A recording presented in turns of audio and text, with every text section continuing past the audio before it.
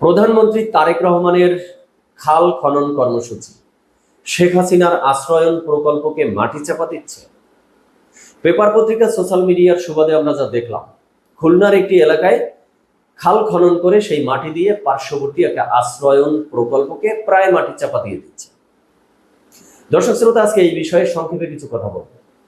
তো চলুন direct hit the point. শুরুতে আসি, এই আশ্রয়ন প্রকল্পটি কি? শেখ হাসিনা সরকার যতগুলো ভালো কাজ করেছিলেন, প্রশংসনীয় কাজ করেছিলেন, তার মধ্যে অন্যতম একটা ছিল এই আশ্রয়ন প্রকল্প। ভূমিহীন, আশ্রয়হীন, গৃহহীন, এক কথায় উদ্বাস্তু মানুষদেরকে শেখ হাসিনার সরকার রাষ্ট্রের খাস জায়গায় 2 রুম বিশিষ্ট সেমি পাকা ঘর করে তাদেরকে থাকার একটা বন্দোবস্ত করে দিয়েছিল, ব্যবস্থা করে দিয়েছিলেন। নিঃসন্দেহে প্রশংসনীয় উদ্যোগ নিয়েছিলেন বা প্রশংসনীয় কাজ করেছিলেন শেখ হাসিনার সরকার। কিন্তু সেই আশ্রয়ন প্রকল্প এখন মাটি চাপা পড়ছে। তো এই ঘটনাকে কি নিছক ঘটনা বা পৃথক ঘটনা বলে এড়িয়ে যাওয়ার কোনো সুযোগ আছে?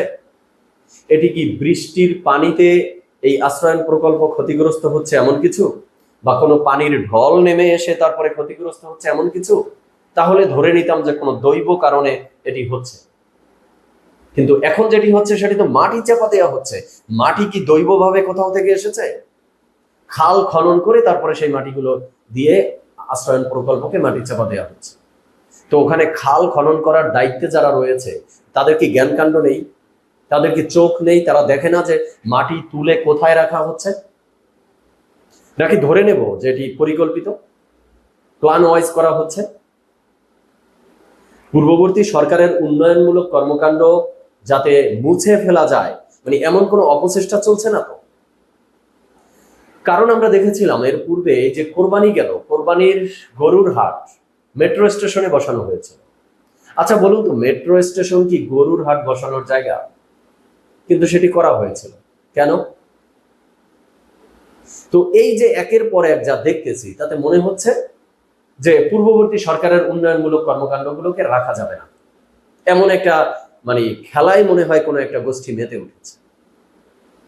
তো এই ক্ষেত্রে দ্বিতীয় পয়েন্টে এসে যে কথাটা বলতে চাই, যখন যেই সরকার ক্ষমতায় থাকে বা জনগণ যাদেরকে ভোট দিয়ে ক্ষমতায় বসায়, তাদের কাজ হলো উন্নয়নমূলক কাজ করা, জনগণের জন্য কাজ করা।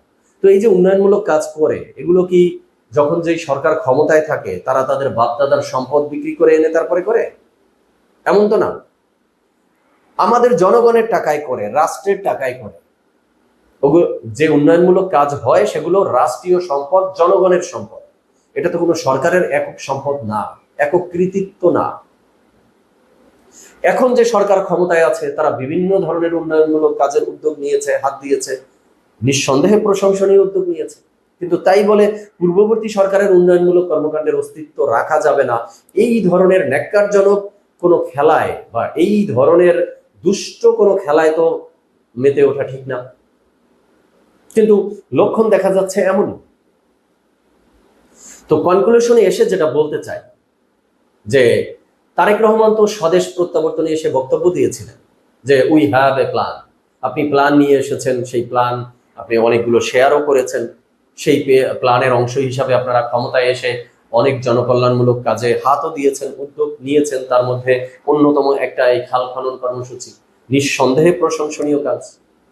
তো আপনার এই উদ্যোগ যখন ইমপ্লিমেন্ট করতে ফিল্ড পর্যায়ে যাচ্ছে, তখন যে বিভিন্ন ধরনের প্রশ্নের উদয় হচ্ছে, প্রশ্নবিদ্ধ ঘটনা ঘটছে, সেগুলো কি তারেক রহমানের নজরে আছে? তারেক রহমান জানেন? ওই যে তারেক রহমানকে কেন্দ্র করে স্লোগান দেয়া হয়েছিল যে তারেক রহমান জানেন নাকি আপনি অমুক অমুক অমুক।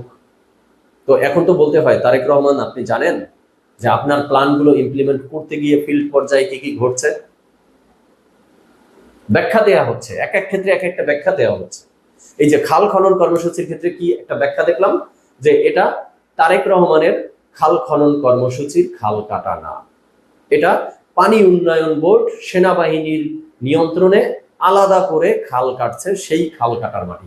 আরে ভাই, যে মাটি হোক না কেন, মাটি দিয়ে আপনি একটা আশ্রয়ন প্রকল্পকে মাটি চাপা দিতে পারেন?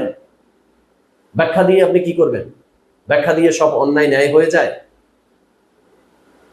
এরপরে ওই যে কোরবানির হাটের ব্যাখ্যা দিয়েছিলেন যে বৃষ্টির মধ্যে গরু নিয়ে যাচ্ছিল, তাই বৃষ্টির সময় এখানে গরু বেঁধেছিল। ওইটা গরু বাঁধার দৃশ্য ছিল? বিপদে পড়ে বৃষ্টির মধ্যে গরু বাঁধার অবস্থাটা কেমন হয় আর একটা হাট বসালে অবস্থা কেমন হয় সেগুলো এই দেশের জনগণ বুঝে না। আপনারা বলবেন আর সবাই মেনে নিবে?